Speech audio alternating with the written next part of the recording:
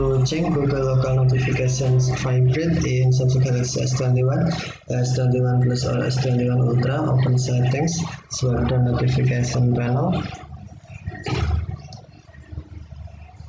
and then tap settings icon, scroll down settings screen, find Google,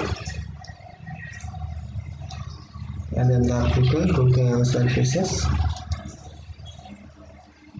scroll down screen, and then tap settings for Google Apps, select Search, Assistant and Voice, and then tap Notifications, tap Notifications again,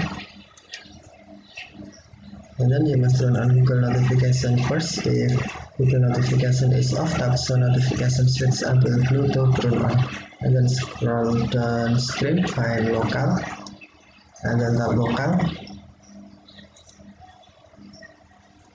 and then to turn on Google local notification Vibrate, tap Vibrate switch until blue, or to turn off, tap switch until black or until white.